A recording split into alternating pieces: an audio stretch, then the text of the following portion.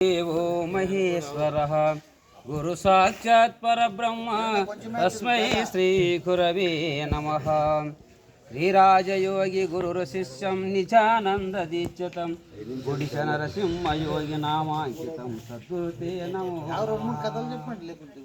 अस्मद्गुरु समारम्भं कृष्णसान्दीपमध्यमं श्रीमहाविष्णुपर्यन्तं वन्दे गुरुपरम्परम्।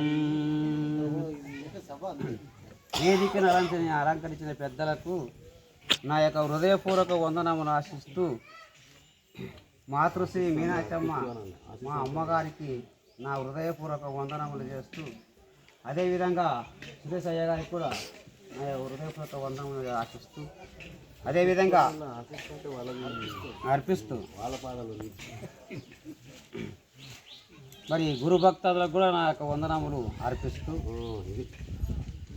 వందనమిదిగో గురునకు వందే గురు చరిత్ర సంగ్రామమునకు వందే సుబోధోక్తికి వందనమిద గురుని నామా రూపంబునకును వందనమిదిగో గురుస్థలమునకును వందనమిది గురు భక్త బృందమునకు వందే సమరస జ్ఞాన వాగ్మానచ గోచరునకు వందనమిదిగో గురుస్థలమునకు వందనమిదిగో వందనం విధి పూర్ణ బోధకు పాత్రులై గురు పూజ చేయుచు వేద బుద్ధులు విడసి గురుని పాదములు పూజించ భక్తుని రూపంబునకును వందనమిదిగో గురుస్థలమునకును.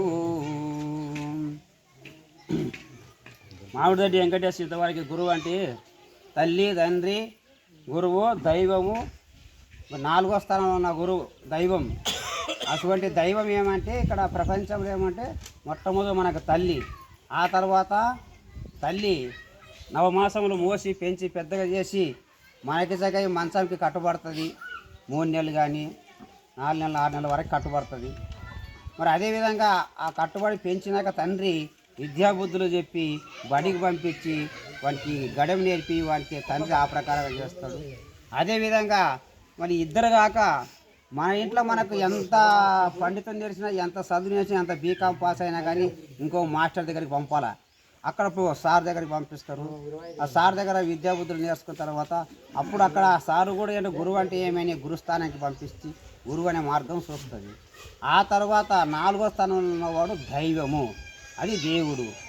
అటువంటి దాంట్లో మనం ఏమి మొట్టమొదటి తల్లి నిడిచిపెడుతుంది, తండ్రిని నిడిచిపెడుతుంది, గురువుని నిడిచిపెడుతుంది. 4వ స్థానంలో ఉన్న దేవునికి పోయి లక్షలు ఉండిలేసి వస్తాం. వాడు ఏమి చేయలేడు.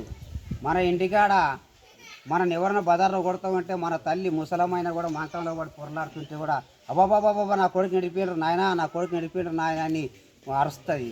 మరి ఆడపోయి ఉండి లక్షలు పడి ఆ తిరుపతి స్వామి ఏమన్నా చెడిపోయినకి వస్తాడా?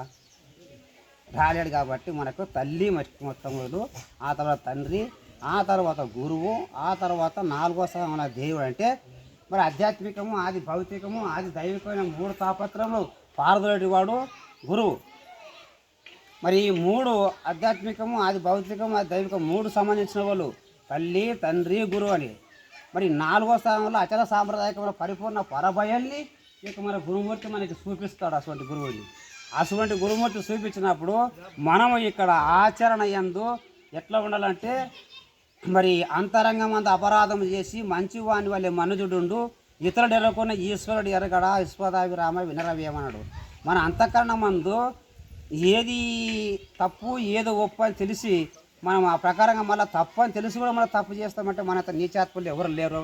అదేవిధంగా ఇది ఎంత చెప్తే కూడా తక్కువనే ఉంది. కాబట్టి ఒకటి కందార్థము, పెత్తనముల ఏనింగిల చెత్తను తినవలసి వచ్చే చిన్నతనమునన్ అత్తుకొని చక్కెర దినును ఇత్తరి రెంటిలోన ఇష్టమేదైతే చేకొను మింకా స్వష్టమేదైతే పెత్తనమున చేటు పెంపొందుచుండును చిత్తములా తెలియా చిన్నతనమే మేలు అని.